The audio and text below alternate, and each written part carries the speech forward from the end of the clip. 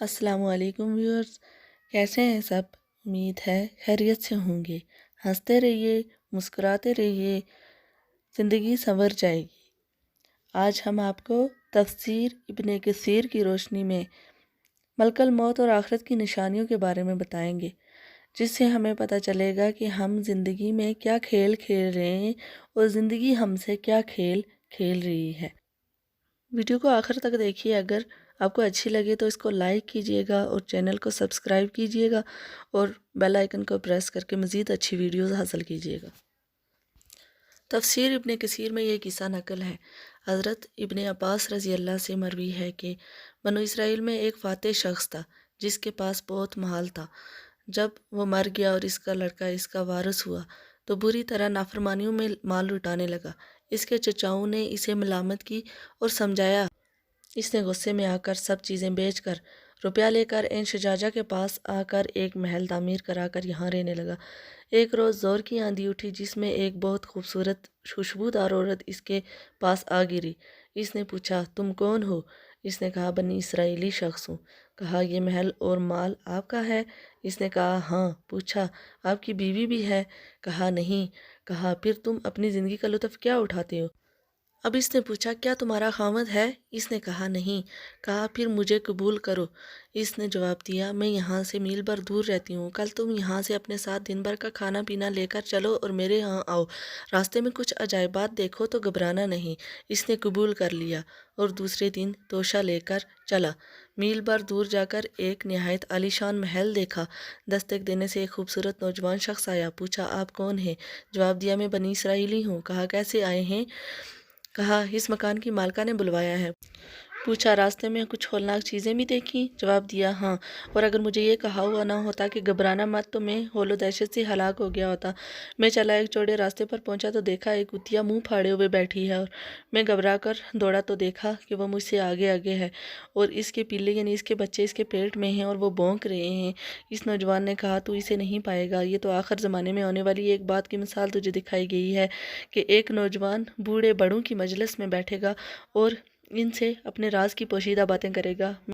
میں اور آگے بڑھا تو دیکھا 100 بکریاں ہیں جن کے تھن دودھ سے پورے ہیں۔ ایک بچہ ہے جو دودھ پی رہا ہے۔ جب دودھ ختم ہو جاتا ہے اور وہ جان لیتا ہے کہ باقی کچھ نہیں رہا تو وہ منہ کھول دیتا ہے، گویا وہ اور مانگ رہا ہے۔ اس نوجوان دربان نے کہا، تو اسے بھی نہیں پائے گا۔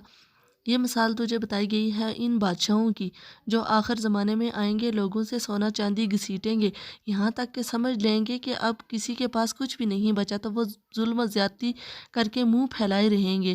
اس نے کہا، میں اور آگے بڑھا تو میں نے ایک درخت نہایت تر و تازہ، خوش رنگ اور خوش وضع دیکھا۔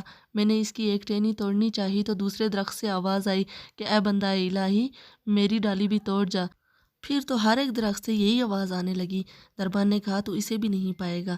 اس میں اشارہ ہے کہ آخر زمانے میں مردوں کی قلت اور عورتوں کی کثرت ہو جائے گی، یہاں تک کہ جب ایک مرد کی طرف سے کسی ایک عورت کو پیغام جائے گا تو 10-20 عورتیں اسے اپنی طرف بلانے لگیں گی۔ اس نے کہا، میں اور آگے بڑھا تو میں نے دیکھا ایک دریا کے کنارے ایک شخص کھڑا ہے اور لوگوں کو پانی بھر کر دے رہا ہے، پھر اپنی مشک میں ڈال رہا ہے لیکن اس میں ایک قطرہ بھی نہیں ٹھہرتا۔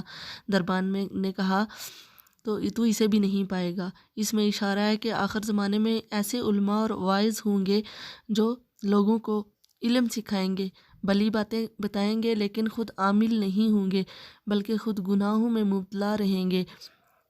پھر جو میں آگے بڑھا تو میں نے دیکھا کہ ایک بکری کو بعض لوگوں نے تو اس کے پاؤں پکڑ رکھے ہیں، بعض نے دم تھام رکھی ہے، بعض نے سینگ پکڑ رکھے ہیں، بعض اس پر سوار ہیں اور بعض اس کا دودھ دو رہے ہیں۔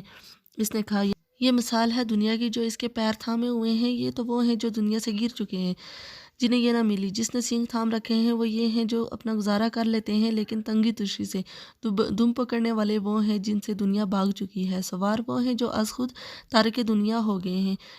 ہاں، دنیا سے فائدہ اٹھانے والے وہ ہیں جنہیں تم نے اس بکری کا دودھ نکالتے ہوئے دیکھا، انہیں خوشی ہو، یہ مستحق مبارکباد ہیں۔ اس نے کہا، میں اور آگے چلا تو دیکھا ایک شخص کنویں سے پانی نکال کر ایک حوض میں ڈال رہا ہے اور حوض میں سے پانی پھر کنویں میں چلا جاتا ہے۔ اس نے کہا، یہ وہ شخص ہے جو نیک عمل کرتا ہے لیکن قبول نہیں ہوتے۔ اس نے کہا، پھر میں آگے بڑھا تو دیکھا ایک شخص نے دانے زمین میں بوئے، اسی وقت کھیتی تیار ہو گئی اور بہت اچھے نفیس گیہوں نکل آئے۔ یہ کہا یہ وہ شخص ہے جس کی نیکیاں اللہ تعالیٰ قبول فرماتا ہے۔ اس نے کہا میں اور آگے بڑھا تو دیکھا کہ ایک شخص چیت لیٹا پڑا ہے۔ مجھ سے کہنے لگا بھائی میرا ہاتھ پکڑ کر بٹھا دو، واللہ جب سے پیدا ہوا ہوں بیٹھا ہی نہیں۔ میرے ہاتھ پکڑتے ہی وہ کھڑا ہو کر تیز دوڑا، یہاں تک کہ میری نظروں سے پوشیدہ ہو گیا۔ اس دربان نے کہا یہ تیری عمر تھی جو جا چکی اور ختم ہو گئی۔ میں ملک الموت ہوں اور جس عورت سے تو ملنے آیا ہے اس کی صورت میں بھی میں ہی تھا۔ اللہ کے حکم سے تیرے پاس آیا تھا کہ تیری روح اس جگہ قبض کروں پھر تجھے جہنم رسید کروں۔ ریسپیکٹڈ ویورز، ان نشانیوں سے لگتا ہے کہ یہ جو ہمارا دور ہے یہ قیامت کے نزدیک ترین دور ہے۔ اللہ ہمیں نیکی کرنے کی توفیق عطا فرمائے اور برائیوں سے ہمیں بچائے، آمین ثم آمین۔